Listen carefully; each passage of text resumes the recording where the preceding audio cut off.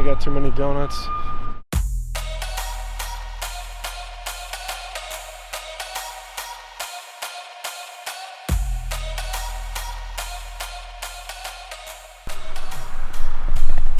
Welcome to 320 Ink.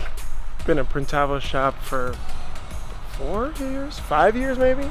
Really excited though to stop on by. This is a super legit sign. We're gonna check them out. And we've got goodies.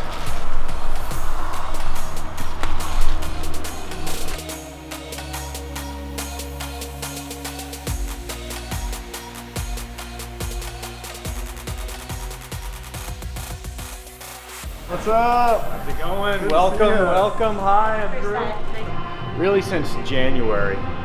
So we're still putting the finishing touches on. There's still some stuff, but we've got this kind of breathing wall where we'll change up new styles and new colorways so people can kind of see. Yeah. A lot of hats, a lot of ideas, try to have different variations of embroidery. So we've got, regular center, we've got smaller off to the side, we have some puff embroidery here. Dad hats. Do you do that in-house too? We do, yeah. Wow. We do all that in-house, and I can show you all that actually. The woven labels are really popular right now. We've been doing a lot of those. And snap tags too. Basically, we're just trying to create a customer experience. When they come in, either place an order or talk to us about something, that they kind of get this experience they weren't expecting. So they've got the nice signage and the big windows so they can go and see the equipment in action. And they've got Bissell Brothers Brewing on tap, so they can try a little bit of beer and leave with a souvenir taster glass. It's stuff that, like, when they leave, we want them to be like, get home or wherever they're going, be like, I just went to the screen printing shop. Like, it's pretty awesome. I want them to talk about it after the fact. And it's part of the reason we the big wall with all the samples, and we're showing like the brand new stuff. Like this is, this one here literally just came in yesterday. This is the 14-ounce independent. Wow. Like this, they just released this with the gusseted side panels. This is a super heavyweight cross weave, and it's already on the rack. You know what I mean? So yeah, you got it. Customers love kind of be the first to see what's new and new colorways. When these kind of dirty earth tones started becoming really popular again with the mauves and the dusty roses. Oh, this is nice. Yeah, this is a 40 singles, so this is even like a little looser fit. It's a little bit looser, and it's 40 singles instead of 30 for that weave, so it's even tighter, thinner weave. I like that. It's sort of new as well. So when that stuff comes out, we like to get it right up on even some of the fast fashion pieces, which there's some props here and there. There's some props up there from Bella. There's certain customers that we think about right away. So we get the call and say, hey, there's this new item. A lot of our customers are selling this stuff at retail, so it's important that they can set themselves apart a little bit. You know what I mean? Not buy the same thing everybody else is buying. Yeah. So they want to come in and say, hey, what has no one else done yet? You know what I mean? Right. And we're able to kind of, obviously there's other shops, but a lot of them do come through us, and they know that we work with a lot of people usually within their same industry. So they'll say, hey, has anybody done this one yet? Because I really like this idea. And if they haven't, they'll roll with it. And if they have, we'll say, hey, you know what? Somebody beat you to it like 2 weeks ago, and it's in progress. It's just not on the shelves yet. It's the cutting edge retail. Yeah, just trying to stay kind of ahead and be able to just kind of provide that extra service to the customers. So this is the conference room. We're going to do the big wooden wall on that, just like over there underneath the neon sign. For meetings or for like products? This will be for right now. We do this when customers come in. We'll like lay out stuff that they're interested in. We'll put together a big package for them. What I want to do is also utilize this for team meetings by putting a big monitor that screen shares with so we can do training in here and all that. So it's just not done yet. The signage is nice. Is that the company down the... This is actually my dad and I made all these signs. Really? Yeah, my dad, all the wooden signs that you see like this, there's some smaller ones and bigger ones. We did all these. The neon sign is my old neighbor actually made the neon sign for us. So that was cool. Did you used to be into woodworking? No, not at all. I just wanted some cool signs, and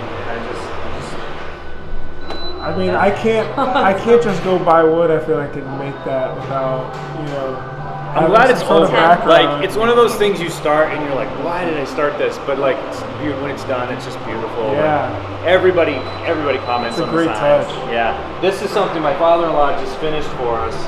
This is a really, I might have a layer of dust on it. I don't know. It's sitting there a little bit. But we're gonna turn that into a coffee table for out here. And Smart. yeah. The attention to detail is, Thank you. it's not very common. Thank you. Yeah, the neon sign was caused. Agonized. What kind of signage are we gonna put on there? That neon's just. I love it. It's old school and it's not. It's real bent glass. It's not like LED. It's not plastic.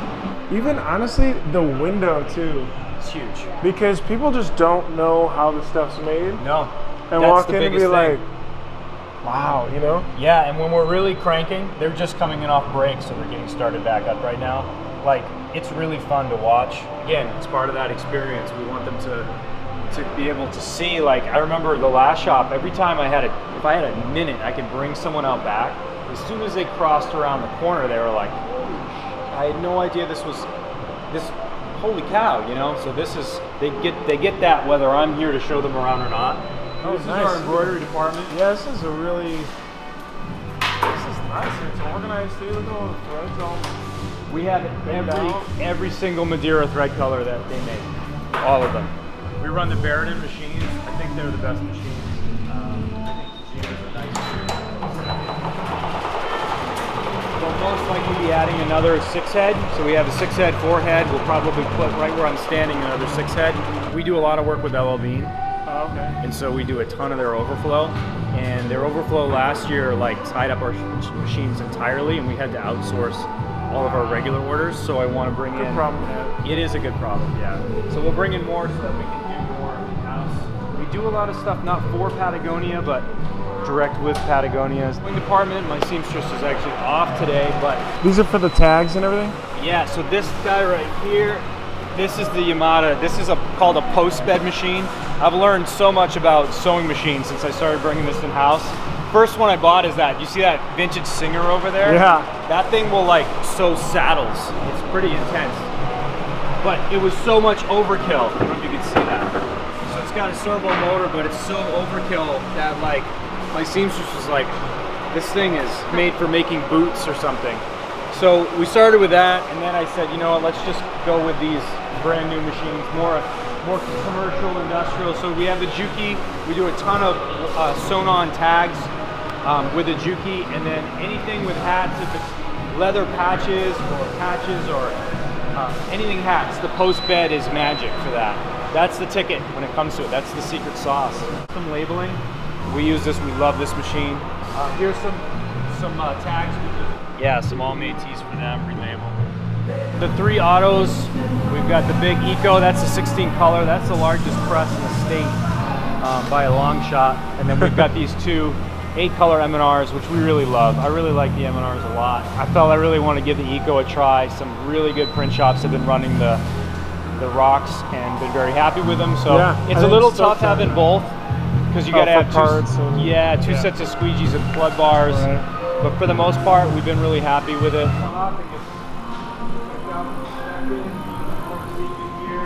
Trusty floor scrubber. Our screen room is like one of the lowest tech screen rooms you'll ever be in. Old school style, exposure unit, like a couple racks. This is our coating apparatus. Put this right on top and coat onto that. And when we're not coating, we bring it down here. There's a lot of really cool tech in here, but I haven't figured out which ones are really going to give me the return I'm looking at. Well, like the coder and the iron. So for example, yeah, the direct to the CTS machines, those are really awesome, and everybody that's used them has said it's like drastically increased their throughput. What do you think you hesitate on about it? For me, it's because I think the biggest reason is the people setting up the presses aren't that fast at setting up the presses. I've got a couple guys that are like so fast that I'm just afraid that if they were gone, then it would be a no-brainer, but I feel like I don't know that we're really going to get that much speed from it. So at some point, I'll do it just for organization. Right now, we use a tube system. All the orders come through in these tubes. So the films are inside this tube, and the information is on the mock-up taped to the outside, and Wait, the films are on the inside. Are these mailed here, or are they done? No, we do. This is how we manage our films. Oh, got it. Okay, instead of like having stacks and stacks of films or a hanging system, put them in the tube we and use store these. them. Yeah, and we don't keep films. We keep them for a little bit, and then they're gone. And then just toss it. Yeah, and what that does is it keeps us from accidentally grabbing the wrong set of films. Right. It's drastically cut down on the amount of rework. So we know when this comes out, this is the latest, greatest approved mock-up, because most of our customers don't keep it the same every time. Usually there's a little tweak. It can be a size tweak or a color change or something like that. But by doing it this way, it helps us really monitor. And then we store them just like that, and then we reuse the tubes over and over again. This is just dry erase. So that actually, well, not on your finger, but that wipes right off. Cool. And then That's a neat way of keeping track of it and getting it ready. It's not, like I said, this is just a very low-tech screen room. Another area that's not been really worked on yet. We're going to do a feature wall here, more signage. All the lighting's being upgraded. Electrician, again. All of these drop-ins, these are all getting swapped out for high-efficiency LED drop-ins. They just haven't been done yet. This is where customer service sits, purchasing, customer service, sales, all that kind of stuff. And then we've got the art office in there. What kind of desks are these? These are just IKEA. Really? Yeah, I've had these forever. Yeah, those are super nice. So versatile, I just use them all over the place. So, yeah, and then the art department in here.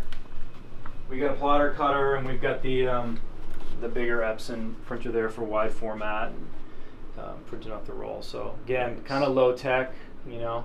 We got some murals that we're gonna pull up. Hey, look at that. That's cool. Yeah, that's from the last shop. I'm trying to figure out what to do with it.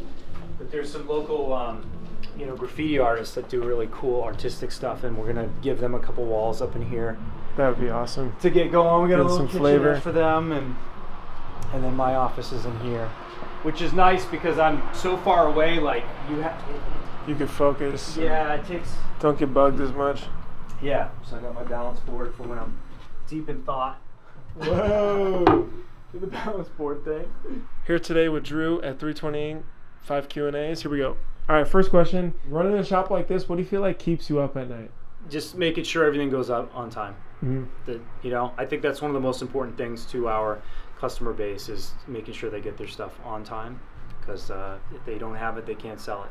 For sure. So yeah, when we get behind schedule.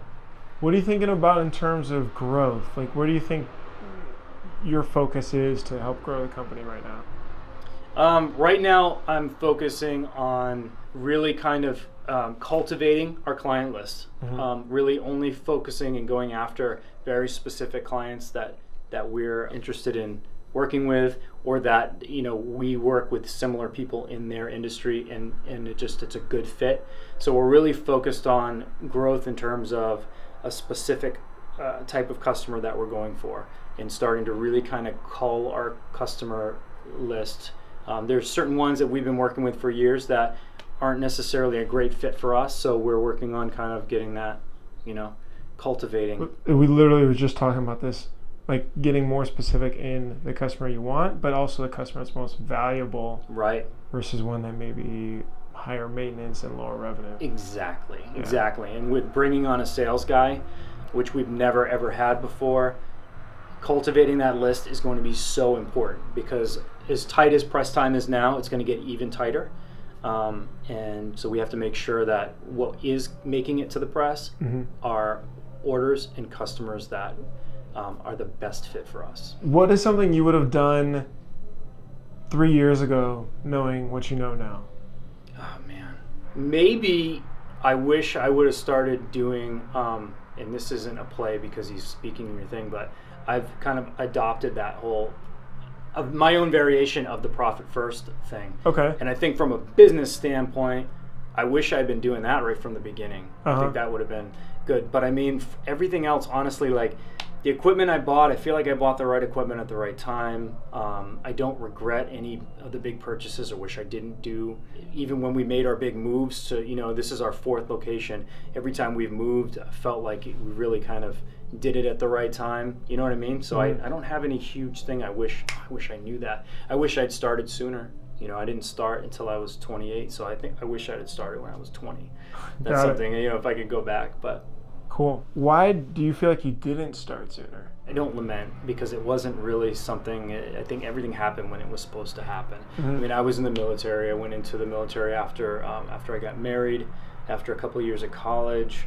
Kind of came out, was working a desk job, and always knew I wanted to do something. I felt that entrepreneurial. I want to do something, and there's, you know, peppered into my past was the art stuff and drawing on T-shirts when I was a kid and selling them. When it clicked for me, it was the timing was right, everything was right. So I think that's why I didn't start sooner. But I mean, knowing what I know now, if I could just like get an extra 10 years in, like that'd be awesome.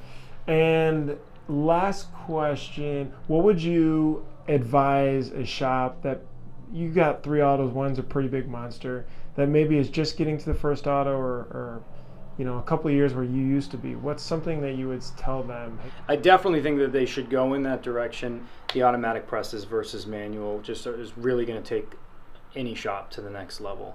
Learning how to use it, obviously. You know, treat your employees right. One of the best things that you can do is have long-standing employees that know the equipment and are trained to the way that you train them. Treat them well enough so they won't leave, and it's really going to make your life a lot easier, because they're going to know that machine inside and out. And if problems arise, they're usually very short-lived. I have a couple employees. I have an 8-year employee. I have one that's been 7 years. Wow, that's absolutely great. Yeah. And I mean, then some 5s and 4s. We have very low turnover here. We try to treat people really good, make them love the culture and love what we're doing here. Try to have some fun. So I mean, I think, you know, when you start investing in that, just make sure you're investing in your people as well, who are going to be running that equipment. That's awesome. That's Drue. Thanks so much. I appreciate it. Frosty mug.